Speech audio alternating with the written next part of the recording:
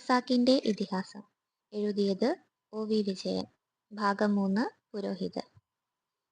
12 പള്ളികൾ അവിടെ നശിച്ചുപോയിട്ടുണ്ട്. അവയിലാണ് ഖസാക്കിന്റെ അനന്തമായ കാലം തളം കെട്ടി നിന്നത്. 12 ഏറ്റവും പഴയ പള്ളിക്ക് എത്ര പഴക്കം വരുമെന്ന് ചോദിച്ചാൽ അനേകായിരം കൊല്ലങ്ങളെന്ന് ഖസാക്കുകാർ പറയും. അസ്ഥിവാരവും ഇത്തിരി ചുമരും മാത്രമുള്ള ആ പള്ളി പുതുക്കിപ്പണിയാൻ ഋഷിദേവാദികളോട് പുളിങ്കൊമ്പത്തെ പോതി ആവശ്യപ്പെട്ടുവത്രേ. കോഴി കൂവും മുമ്പ് പണി തീരണം. പക്ഷേ ദുർദേവതകൾ പാതിരാനേരത്ത് കൂവി ഋഷിദേവാദികളെ പറ്റിക്കുകയാണ് ഉണ്ടായത്. അങ്ങനെ ആർക്കും പുതുക്കി പണിയാൻ പാടില്ലാതെ ആ അവശിഷ്ടങ്ങൾ കിടന്നു. പല പള്ളികളുടെയും അസ്ഥിവാരങ്ങൾ ചതുപ്പുകളിൽ അമ്പിപ്പോയിരുന്നു. മേൽപ്പുരയില്ലാതെ ഖസാക്കിന്റെ വെളിമ്പുറങ്ങളിൽ നിന്ന പള്ളികളുമുണ്ട്.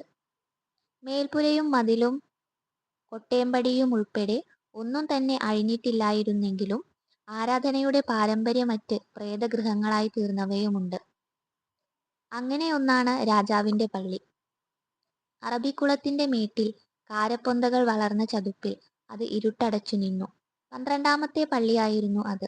13-ാമത്തെ പള്ളിയായിരുന്നു അള്ളാപ്പിച്ച മൊല്ലാക്ക നിലയുറപ്പിച്ചത്. അള്ളാപ്പിച്ചയുടെ മുൻഗാമിയായ വാവരു മൊല്ലാക്കയ്ക്ക് അള്ളാപ്പിച്ചയെന്ന ചെറുക്കനെ കണ്ടുകിട്ടുകയാണുണ്ടായത്.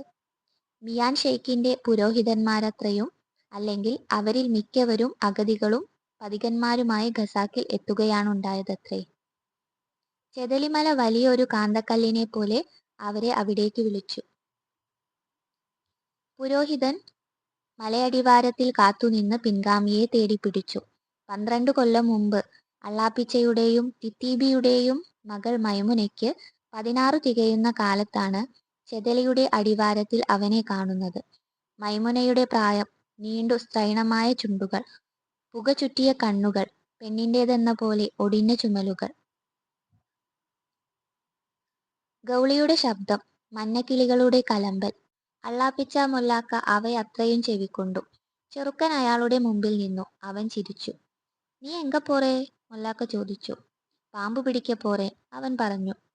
"എന്ത വിധமான പാമ്പ്?" "മൂർഖൻ, രാജവെമ്പാല." "എതുക്ക്?"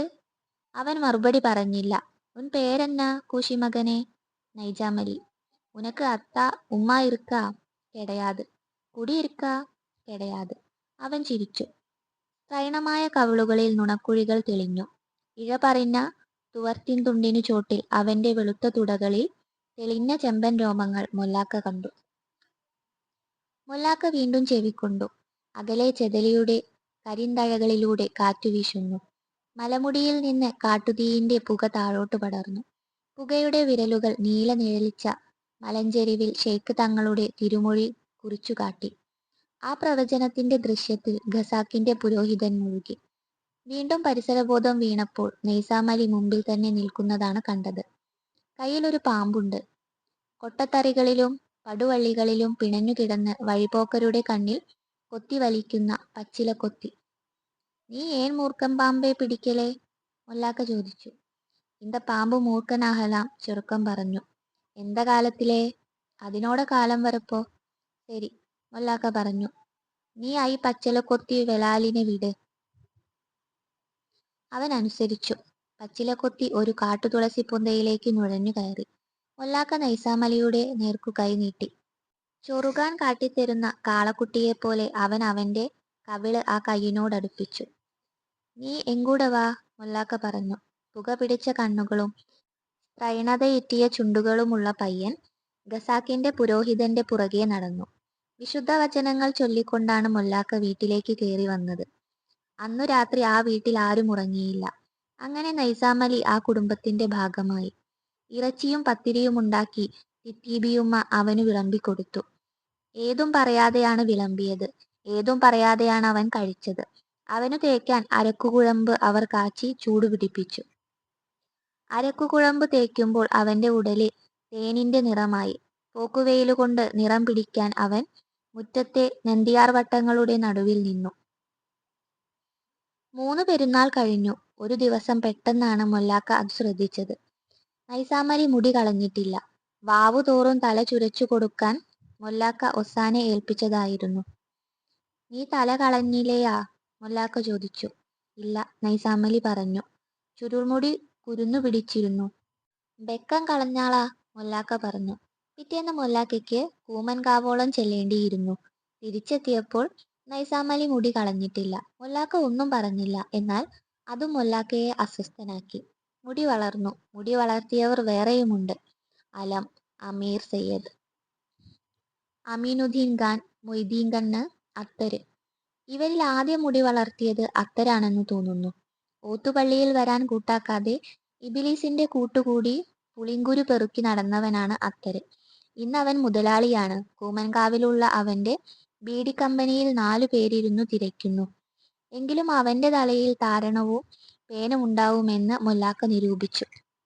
നൈസാമലി, തലമുടി വളർത്തിക്കൂടാ. തിത്തീബിയുമ്മ മൊല്ലാക്കയെ സമാധാനിപ്പിക്കാൻ ശ്രമിച്ചു. സാരമില്ല, മുടി വളർത്തിപ്പോയെങ്കിൽ അതിലെന്താണിത്ര? തപ്പ്, മൊല്ലാക്ക പറഞ്ഞു. അവൻ ഇന്ത തേസത്തുക്ക് മൊല്ലയാഹപ്പോറവൻ. തപ്പ്, മൊല്ലാക്ക വീണ്ടും പറഞ്ഞു. അവൻ മൈമുനാക്ക് മാപ്പിള. അതു പറഞ്ഞത് മറ്റാരോ ആണെന്ന് മൊല്ലാക്കയ്ക്കു തന്നെ തോന്നി. ആ നിമിഷത്തിൽ അയാൾ മൈമുനയുടെ മണവാളനെക്കുറിച്ചോ ഖസാക്കിലെ മൊല്ലയെക്കുറിച്ചോ ഓർക്കുകയായിരുന്നില്ല. മറിച്ച് ആ മുടിയെക്കുറിച്ചു മാത്രം എന്താണെന്നറിയാത്തൊരു ഉദ്വേഗത്തോടെ ചിന്തിക്കുകയായിരുന്നു. അതിന്റെ നീലച്ചുരുളുകൾ തഴച്ചു വളർന്നു. മൈമുനയുടെ മുടി പോലെ, തിത്തീബിയുടെ മുടി പോലെ. അതാ നെറ്റിയിലും കവിളിലും ഉതിർന്നു വീണു. അന്നൊരു ദിവസം അത്തിക്കോളോളം പോകേണ്ടതായിരുന്നു മൊല്ലാക്കയ്ക്ക്. അവിടെ ഉണ്ടായിരുന്ന 2-ാം വേളിയെ ആണ്ടിലൊരിക്കൽ ചെന്നു കാണാൻ അയാൾ മറക്കാറില്ലായിരുന്നു. 3-4 ദിവസം കഴിഞ്ഞേ തിരിച്ചു വരൂ. ആ ദിവസങ്ങളിൽ പള്ളിയിൽ ചെന്ന് വാങ്കുവിളിക്കാൻ നൈസാമലിയെ ഏൽപ്പിച്ച് മൊല്ലാക്ക യാത്ര തിരിച്ചു.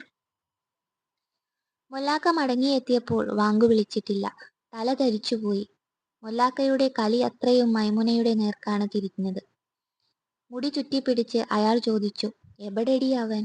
എവൻ? എവനോ ഇവ്ലീസേ? മൊല്ലാക്ക നേരെ പള്ളിയിലേക്ക് നടന്നു. കണ്ണുകൾ ഇരുട്ടടയ്ക്കും പോലെ തോന്നി. കരിമ്പന പട്ടകളിൽ കാറ്റു ശമിക്കുന്നില്ല. നരിച്ചീറുകൾ നിറഞ്ഞ മുകൾ തട്ടിലേക്ക് അയാൾ കയറി. ചെവിക്കുറ്റിമേൽ കൈപ്പട അമർത്തിക്കൊണ്ട് അള്ളാപ്പിച്ച മൊല്ലാക്ക വാങ്കുവിളിച്ചു. അല്ലാഹു അക്ബർ, അല്ലാഹു അക്ബർ, അശ്ഹദിൻ ലാ ഇലാഹ ഇല്ലല്ലാഹ്. സുബ്ഹിനും സുഹറിനുമിടയ്ക്കാണ് സമയം. ഏതോ വിബൽ സ്വരം പോലെ ഖസാക്കുകാർ ആ വാങ്കുവിളി ചെകിടോർത്തു. നട്ടുച്ചയുടെ മോഹാലസ്യത്തിൽ മൊല്ലാക്ക നൈസാമലിയെ കണ്ടു. പള്ളിക്കാട്ടിൽ വാവരിന്റെ മീസാൻ കല്ലിലിരുന്നുകൊണ്ട് വെയിലു കായുന്നു. മുടിച്ചുരുൾ കാറ്റത്ത് ഉലർത്തിയിട്ട പോലെ തോന്നി. അന്നു രാത്രി അത്താഴമുണ്ണാൻ നൈസാമലി വന്നില്ല. മൊല്ലാക്ക മുറ്റത്ത് അങ്ങുമിങ്ങും നടന്നു. പിന്നെ തിണ്ണയിൽ വന്നിരിപ്പായി. തിത്തീബിയുമ്മ അടുക്കളയിൽ ചെന്ന് കിണ്ണത്തിൽ ചോറ് വിളമ്പി. ശബ്ദമുയർത്താൻ ഭയന്നിട്ടെന്ന പോലെ അവർ മൈമുനയോട് പറഞ്ഞു, നാ, അത്താക്ക് ചോറ് കൊണ്ടുപോയി വെയ്. ഇടനാഴിയിൽ തടുക്കയിട്ട് ചിമ്മിനി വിളക്കു വെച്ച് മൈമുന ചോറ് വെച്ചു. അവൾ പതുക്കെ വിളിച്ചു, അത്തോ. മറുപടിയില്ല. അവൾ അകായിലേക്കു മാറി. അത്തയുടെ അശാന്തതകളിൽ ഉമ്മയോ മകളോ കടന്നു ചെല്ലാൻ ധൈര്യപ്പെട്ടില്ല. ഇത്തിരി കഴിഞ്ഞപ്പോൾ ചോറ് വിളമ്പിയ ചീനക്കിണ്ണം ഉടഞ്ഞു നുറുങ്ങുന്ന ശബ്ദം കേട്ടു. മൊല്ലാക്ക പുറത്തിറങ്ങി. കാലൊച്ച പടി കടന്നു നീങ്ങി. തിത്തീബിയുമ്മ കരഞ്ഞുറങ്ങി. മൈമുന കരഞ്ഞില്ല, ഉറങ്ങിയുമില്ല. പുറത്ത് നിലാവും കാറ്റും നിറഞ്ഞിരമ്പുന്നു. ഖസാക്കിലെ വെളിമ്പുറങ്ങളിൽ നിന്ന് അവൾ അത്തയുടെ പാട്ട് കേട്ടു. ബിസ്മിയും ഹംദും സലാത്തും സലാമാലും ബിന്റെ പിറകെ തുടങ്ങുന്നേൻ യാ അല്ലാ. തശ്രിഫ് ദാനോൻ സഹാബുൽ ബദർമാല. തീർത്തുമൊഴിയുവാൻ ഏകണം നീ അല്ലാ.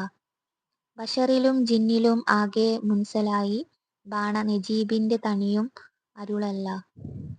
പിറ്റേന്ന് നൈസാമലി ഖസാക്കു വിട്ടു, കൂമൻകാവിലുള്ള അത്തറിന്റെ ബീഡിക്കമ്പനിയിൽ ചേരാൻ. ഈ ഭാഗം ഇതോടെ അവസാനിക്കുന്നു. അടുത്ത ഭാഗത്തിനായി ചാനൽ സബ്സ്ക്രൈബ് ചെയ്യുമല്ലോ. നിങ്ങളുടെ അഭിപ്രായങ്ങളും നിർദ്ദേശങ്ങളും കമൻ്റായി രേഖപ്പെടുത്തൂ.